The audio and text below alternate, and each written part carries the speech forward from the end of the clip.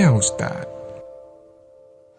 Allah Subhanahu wa Ta'ala menciptakan makhluknya ini bermacam-macam, tidak satu macam. Ada jenis manusia, kemudian ada jenis hewan dan makhluk hidup yang lain. Dan jenis manusia Allah menciptakan mereka. Kata para ulama, sunnatullah fi ijadil makhluqat mabniyatun ala tafawul.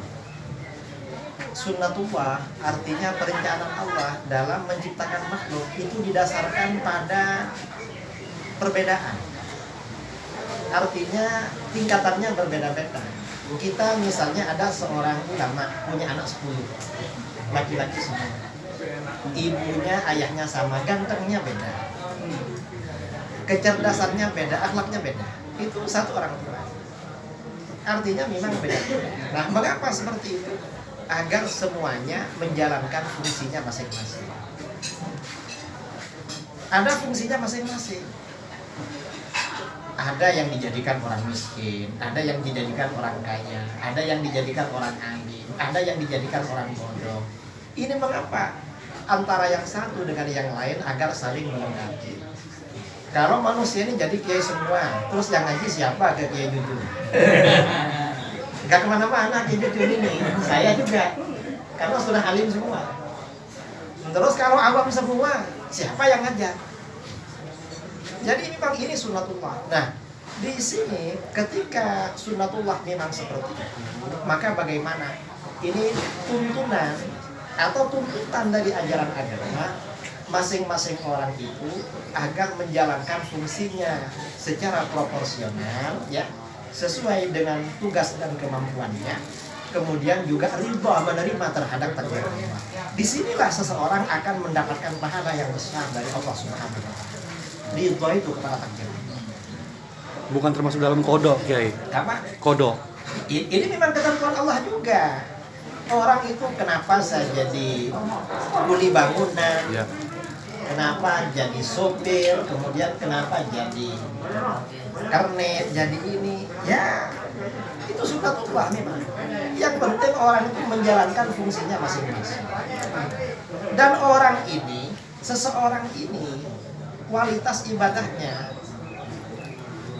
ibadahnya yang paling utama itu tergantung kapasitas masing-masing. Kalau orang kaya, ibadah yang paling afdal banyak sedekah. Kalau orang miskin banyak zikir. Kalau orang alim mengajar. Kalau orang bodoh belajar. Kalau Pak Polisi menjaga keamanan, bukan mengganggu. Kalau pemerintah Tapi jaga. Kalau pemerintah menegakkan keadilan. Itu tugasnya beda-beda. Kalau tukang parkir ya jaga keamanan di parkiran. Ada mobilnya kiai dijaga. Itu ibadah paling bagus. Ibadah dia. Dan ini nggak bisa dibalik. Kalau dibalik malah rusak. Ada bangunan masjid yang nyumbang orang miskin, nggak selesai. Yang kaya rajin ibadah, nggak mau nyumbang, nggak selesai masjidnya. Atau situasi nggak aman, Pak polisinya nggak terjun, dia wiritan terus di kamarnya. Tetangganya kena maling, kena ini, dosa dia walaupun wiritan. Mengapa? Loh, Pak polisi ini tugasnya jaga keamanan, bukan wiritan. Harus seperti itu. Dan orang kaya misalnya, walaupun banyak sedekah tidak boleh sombong. Mengapa? Karena sedekah orang miskin yang sedikit pahalanya lebih besar dari dia. Makanya di dalam hadis sabaqa dirhamun mi'ata alfi dirhamin. 1 dirham pahalanya mengalahkan 100.000 dirham. Mengapa? Yang 1 dirham ini orang miskin cuma punya uang 2 dirham. Satunya disedekahkan tinggal 1. Yang sedekah 100.000 uangnya miliaran. Ini pahalanya lebih besar yang ini. Mengapa? Dia gak punya. Jadi memang pahala keutamaan itu tergantung kapasitas. Karenanya bagi saudara-saudaraku yang memang ditakdirkan oleh Allah menjadi tukang parkir, ya sudahlah, jalankan parkiran secara profesional, secara baik. Kemudian nanti hasil dari parkiran itu yang halal untuk biaya pendidikan anaknya agar tidak menjadi tukang parkir. Itu ikhtiar. Saya kira seperti itu. Kadang kita salah memahami qada dan qadar itu, udah qada dan qadarnya itu kita masih rancu memahaminya gitu ya. Mungkin secara singkat apa itu? Ini kan Apa?